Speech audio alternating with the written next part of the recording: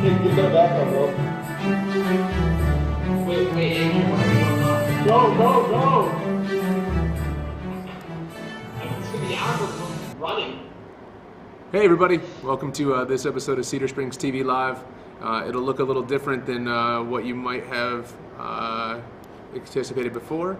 We'll get a little Christmas music playing in the background for it. We'll loop some stuff. We're going to go over some top 5 videos. The kids had some projects to do this week, and they got some video projects done, so we're going to share those with you. Let me introduce you guys to the class really quick. I'm going to make sure their audio is not on real fast so you can sort of see them, and we'll put them over top of me, and they'll get this stuff going. So there is the class and the stuff that's going on with them. Up on the top left looks like Joseph Priolo.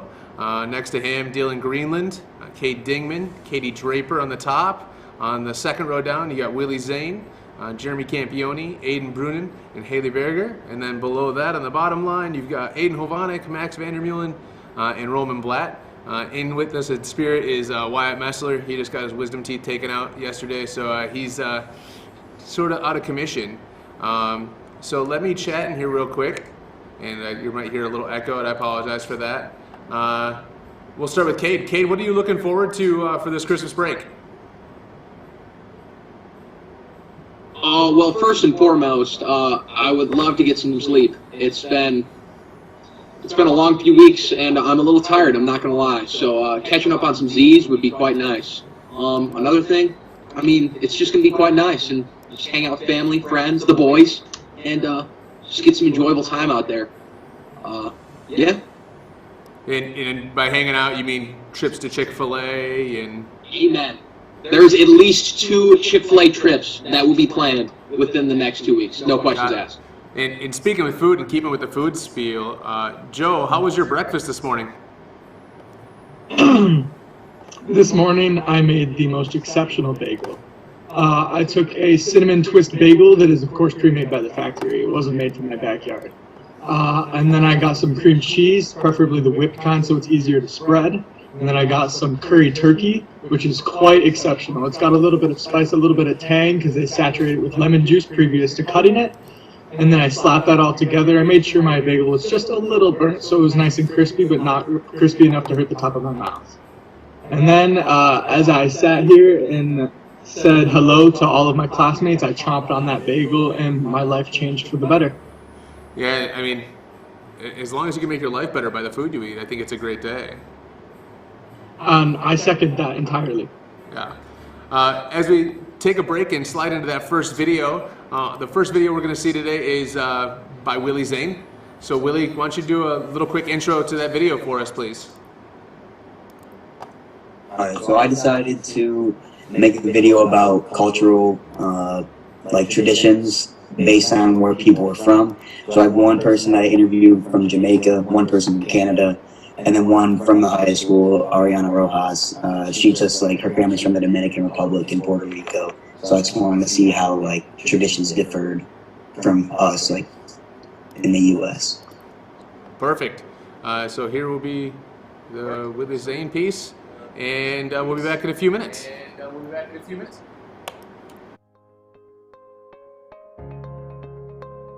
Every year in the United States as we approach Christmas time, there's many common traditions that everyone takes part in, such as decorating Christmas trees, spending time with family, and watching classic Christmas movies. I interviewed one Cedar Springs High School student whose cultural traditions tie back to the Hispanic Islands, but I also decided to travel outside the United States to see how cultural traditions from Canada and Jamaica differ from ours.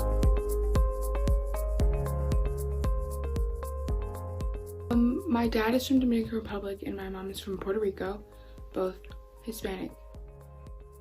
My ethnicity, so I'm Ashkenazi Jew, so typically we don't celebrate Christmas, but since my dad's side of the family is white, Presbyterian Christian, I celebrate Christmas as well. Well, I am Jamaican, right? So I'm a part of the Caribbean culture.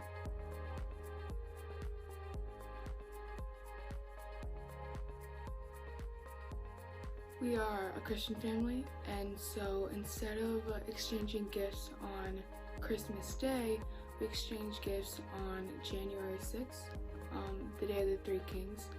and that's when we exchange our gifts. On Christmas Day, our family does come together and, celebrate Christmas. I wouldn't say there are any cultural traditions. I have a very generic Christmas. Like, we go to church on Christmas Eve, and then we wake up Christmas Day and open presents and have a big turkey dinner with the whole family. We pretty much have a huge feast on Christmas, right? So we eat like some stuff like curry goat, ham, chicken, beef, like anything you can really cook. And then also there's this thing called grand market that we have before Christmas, on Christmas Eve. So basically anything that you want to give to someone as a gift for Christmas costs a lot less, right?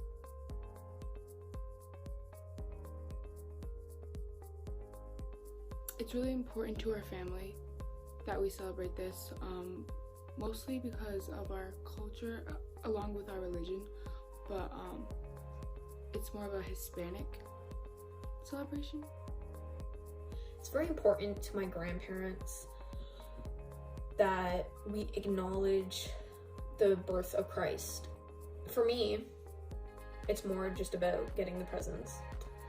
But I enjoy going to church and singing the songs and handing out the candles and collecting donations at the very end. So you have family members all the way from across the country coming just to your place to like sit, have quality time with you and talk to you and stuff, it's pretty nice, pretty strong traditional value in my family. And I would like to see what other cultures do and how they celebrate Christmas. I've always been curious just to see how different it is, because it's different everywhere. I want to see how other people do it, like people, Catholics, or like people from all around the world. Like I definitely like to. I don't see why not. It's an opportunity for me to immerse myself in other people's cultures. Nah, Jamaican way, I like it. Even with this small sample size of countries, you can see how we all celebrate Christmas differently. But we all have one thing in common, and that's spending time with family. They're not going to be here forever, so enjoy them while you still can.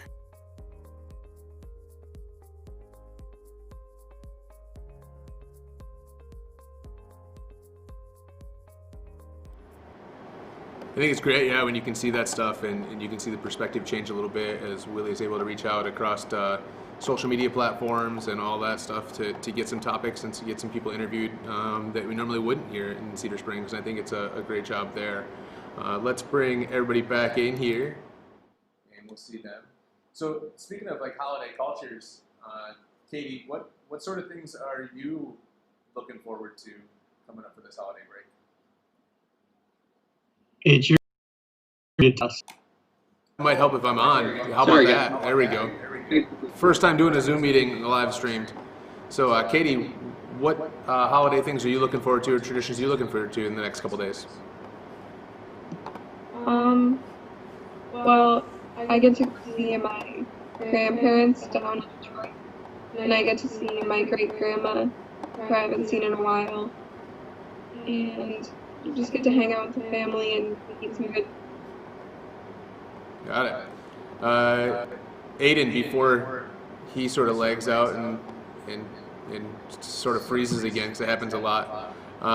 What's like the best Christmas tradition you guys have in your family, and what's like the one thing that you guys look forward to every year? And just like that, Aiden's frozen. Yeah, Aiden Brunin. My best tradition. All right, we'll just say that Aiden wrapped that up. Oh, Amy's coming back in. Bad internet, Cedar Springs area. That's what it is. Next video we're going to look at is going to be the one done by Jeremy Campioni. Jeremy, why don't you give us a little quick intro on your piece, please? My piece is focused on girls basketball. I chose this because I'm a sports player myself, and I witnessed and had to deal with sports in COVID and how they clash, and it's not a fun experience. So I just wanted to get a couple opinions firsthand on what it's like to deal with trying to play sports and trying to deal with COVID at the same time in high school. Got it. So let's take a look at Jeremy Campioni's piece. COVID-19, at this point, has significantly impacted almost every single person on the planet in some way. One specific group that the virus is impacting more than others right now are winter sports players, in particular, girls basketball players. Avery Sparling and Maggie Prinz are two senior basketball players at Cedar Springs High School, and they had their own opinions on how COVID-19 was affecting their season. My senior season means a lot to me just because I worked so hard since I was so little, and for it to be my last season just makes me want to leave with no regrets. My senior basketball season means a lot to me because of how hard my team and I have worked for each other over the years, and I'm really proud of everything we've accomplished and everything and how far we've grown and how far we've come. So, and I definitely would be who I am without my team or my coaches. If this season were to get canceled, I would have to say it'd be very disappointing and discouraging to not only me, but the other seniors on this team. It's the last time we get to play together and ultimately play as a team of Cedar Springs. So ultimately it'd just be very discouraging and be very upsetting for me. If the season got canceled, I think I'd definitely take it pretty hard. I already lost last spring season. Soccer, and as seniors we've lost so much in the fall, and now we're losing our winter sports, so it's definitely an adjustment, and I'm not ready for the last time I played basketball to be the last time I played. So with all negative things considered, Maggie and Avery still have very high hopes for this season, and it is very obvious that they are ready to play their games right now. 100% I'd play the game tomorrow if I could. I most definitely would go out and play a game tomorrow, and I think my team would too if that meant we got a season. I look forward to playing with these girls for the one last time that we get to, and to play on the brand new court. And I do think it'll be successful with the group we have this year. We're all so dedicated and committed to what we're doing right now. I'm looking forward to our team dinners and locker room get-togethers before we go out for warm-ups. I've made so many good memories at those times, and I think we'll have a successful season because our team dynamic is so much closer and we've all grown together, and so I'm really looking forward to that. It is obviously not only basketball players that are being affected now, but anyone who is trying to play sports, work out at the gym, sit down at a restaurant with their friends, or even go to the movies. The best advice we here at CedarSpringsTV can give anyone that is having trouble dealing with COVID-19 is to just keep your head up and stay positive, because we as a whole will get through this and be able to move on shortly with regular life.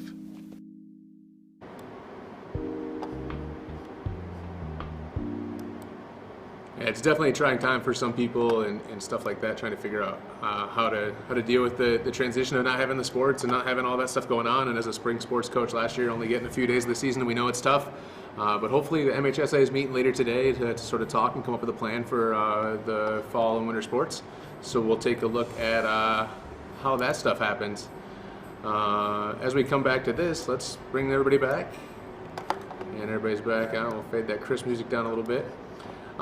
So knowing that in the past, Aiden Hovanek, you did play basketball, is not being a part of the winter sports right now something a little different than you're not used to? It's definitely different than normal. But I feel like we've been through so much in the last year that it was kind of expected. So I mean, it didn't impact me as much as I thought it would. Yeah, for sure. Like you said, you can't really control it, so you got to deal with it. As you move on, there's always stuff to get involved with and things like that, regardless if it's athletics, and there's always things you can do. Max, I know you're involved in a whole bunch of stuff right now that's computer-based and things like that, and I think you just missed a couple days or a day of class the other day for competing in what's called Cyber Patriots. So just sort of enlighten us what that sort of is. That's like, it's securing a computer so no one can hack into it, and it's for the Air Force. It's through the Nortman Group. I've competed in it this year and last year. So far this year, my team is first place for Michigan, and last year we won first place for Michigan. That's awesome. I think it's crazy when you can do cool stuff like that for the future. Next one up is an age-old debate with us around the school, and you can see them starting to nod because they know what it is. Cade, why don't you pitch your piece and send it to your piece? Well, there's always talks about the best Christmas movies, and it's always like, hey, The Grinch, hey, Elf, hey, this one, that one. The one that gets left out a lot and doesn't really get represented that well is Die Hard. And today I go in the age-old debate of whether Die Hard actually qualifies as a Christmas movie. And, you know, with all this COVID stuff, there's always talks about COVID and the problems with that. And I just thought, you know what, maybe we should just have a little bit more of a lighthearted debate that can bring us all closer together. So that's about my video. So let's check it out. Is Die Hard a Christmas movie?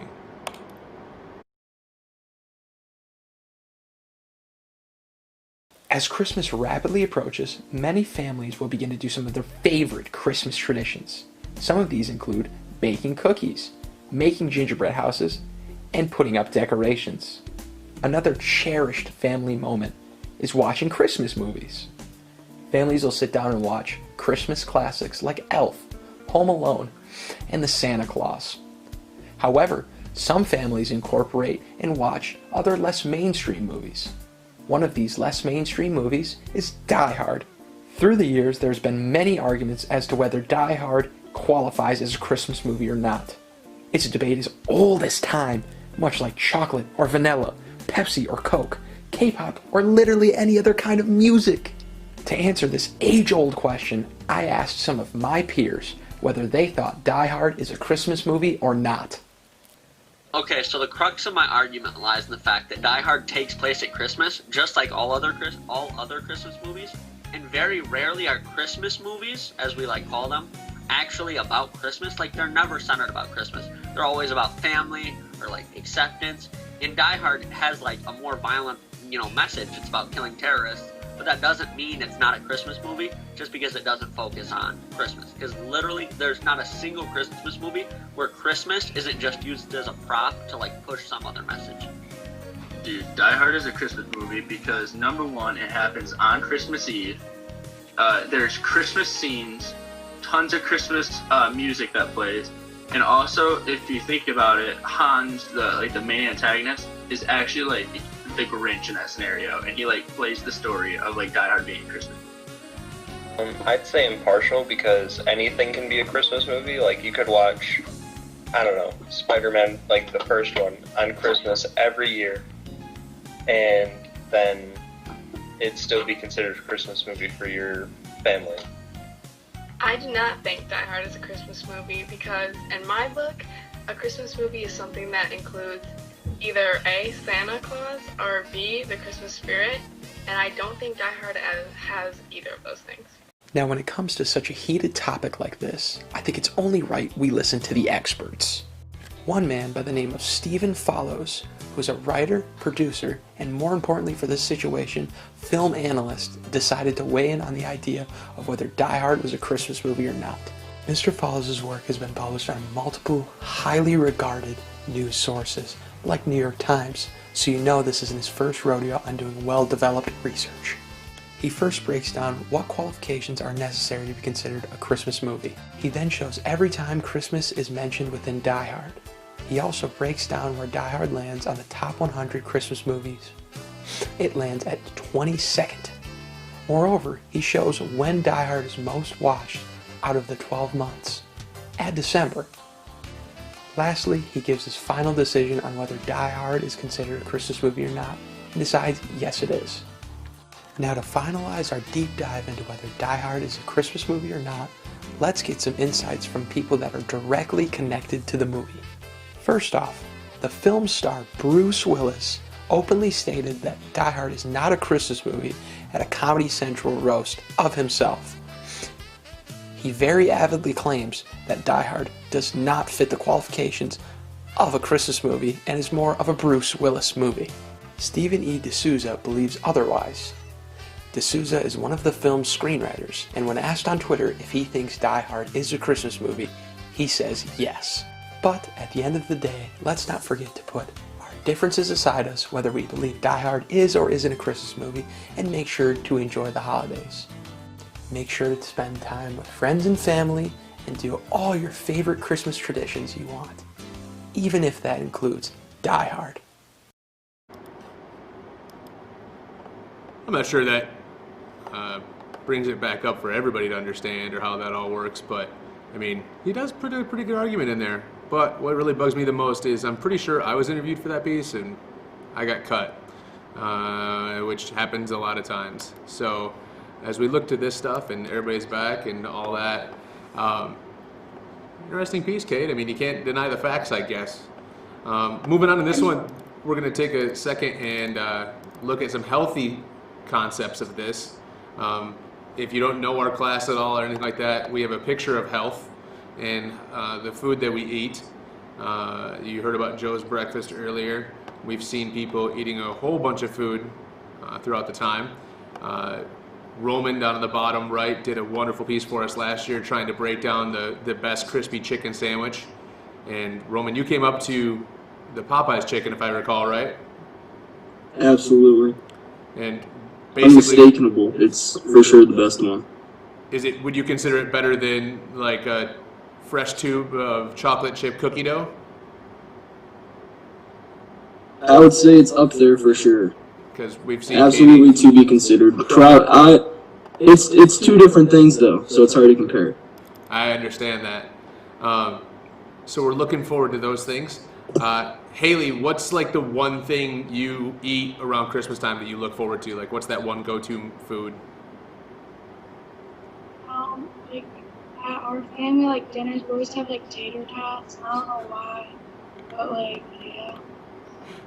Hey, tater tots are fine. I'm a big fan of cheesy potatoes myself.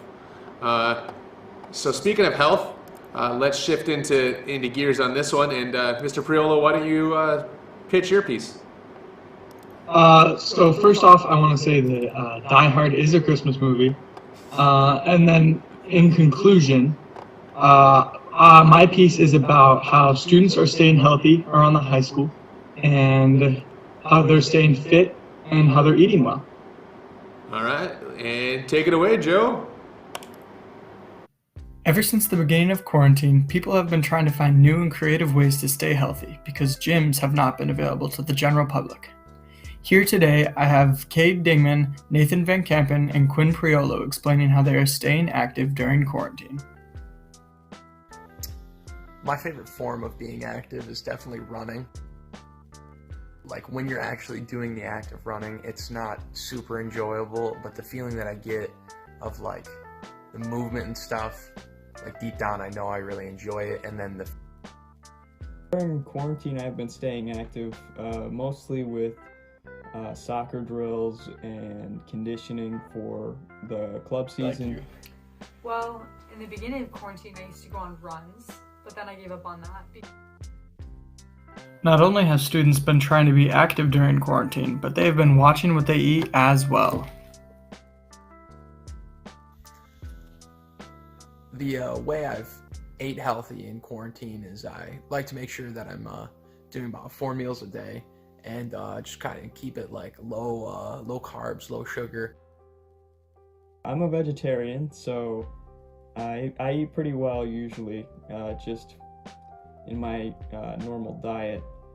I am really conscious about getting enough vitamin D around this time of year.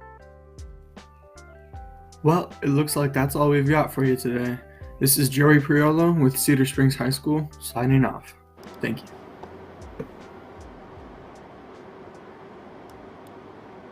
I mean, I really appreciate the honesty from Joe's sister in there about saying I started running and then I just sort of gave up on that. But let's be honest, as we look at this and everybody has sort of given up on one of those topics and one of those things that they're doing. We always do that, so it's what it is. So we're moving into the last piece, and it sort of follows the piece of Cade's a little bit, We would ask Aiden about his piece here, but his internet is a struggle all the time. So we'll ask DG, what's your favorite Christmas movie as we get into this piece? What's the one thing you're looking forward to watching or you watch all the time? Well, one thing that my family and we always watch Christmas Eve when we come home from my grandparents is National Lampoon's Christmas Vacation. It's an instant classic. It combines the spirit of Christmas with humor, and I think it's one of the more underrated movies. Like, we always hear about Home Alone, Elf, and The Grinch, and I feel like National Lampoon's tops all of those. Yeah, that's not my list. I'm not gonna lie, that's my top, so I can't justify that. So, without having Brunin, if Brunin can at least wave, see if he can. Oh, there it is. That's Brunin, and we're gonna send it to his piece and see what the best Christmas movie is. As many of you know, Christmas is sneaking up on us very quickly. The feeling of Christmas is in the air, meaning that Christmas movies are being watched all around the world. After doing some research, I found that the most streamed Christmas movies are The Grinch Who Stole Christmas with Jim Carrey, where a little girl named Cindy Lou Who tries to turn the Grinch around. Another one is Elf, an orphan trying to find his role in the real world and find his real dad, which is also played by Will Ferrell, a great actor. And the last one is Home Alone, where a little boy named Kevin is forced to protect his house all alone while his family is on Christmas and two robbers are trying to steal from him. Now the real debate here is which movie is the greatest out of the three of them. I sat down with a couple people and asked them just that and got their thoughts. If I had to pick between Home Alone, The Grinch, and Elf as the best Christmas movie, I would pick Home Alone because there's more to it than Christmas. It has a funny storyline, and it still keeps that aspect of how important family is in Christmas. When you look at Elf, Elf is just a very annoying movie that is overplayed and is the most overrated movie ever. And The Grinch is just relates to me as a horror film, not a Christmas movie. I think The Grinch is the greatest Christmas movie because Whoville is overflowing with Christmas cheer and it just really puts me in the Christmas spirit. I think Home Alone is better other than the two movies because it's a classic and it's a different type of like humor compared to like Elf, where Elf is like a lot of jokes and stuff, where Home Alone is like pranks. So like when I was little, I always thought it was funny when a bad guy would get beat up or something like that. So I thought that movie is the best of those three. Well, it looks like we know which movie is going to be picked the most by a couple of the students at Cedar Springs High School. However, the real choice to be made is by you, and by you only. Which movie will you be watching the most this Christmas?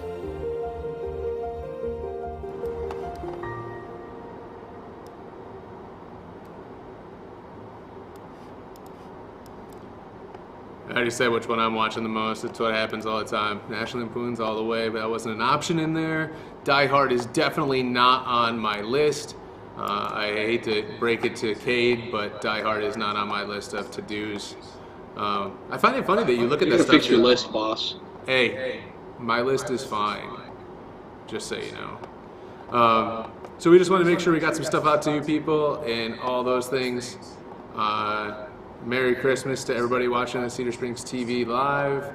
Merry Christmas to the class and the kids here, and the stuff they do is great, getting out there and putting footage out that they do and work on for the world to see. And realistically, they had no idea this was going to happen until they logged into class today. And I was like, hey, we're going to go live in a few minutes and just share some videos with the public and sort of chat about it. And for some of these people, this is the first time they've ever been on air. Usually they're behind the scenes and editing and doing those things. But on behalf of them, if they could wave and say Merry Christmas, it'd be great to you people, or Happy Holidays, whatever you guys want to say. So do that, and we'll get this. Merry Christmas! Merry Christmas! And we'll keep them in here so they can hear me talk. I think it's great when you see this stuff. I think seeing students get things done and do stuff and get things out there for the world to see, even in the most trying times that we've ever had, are really important. So with that being said, we hope you guys have a wonderful holiday break. Happy New Year, Merry Christmas, Hanukkah, whatever you celebrate, as you heard in Willie's piece earlier. But enjoy that stuff. Get out, spend time with family, and enjoy those things. And we will look forward to seeing you in 2021, where, let's be honest, hopefully it's a lot better than 2020. So have a good day, folks, and we will hopefully see you sooner than later. It's a great day to be a Red Hawk.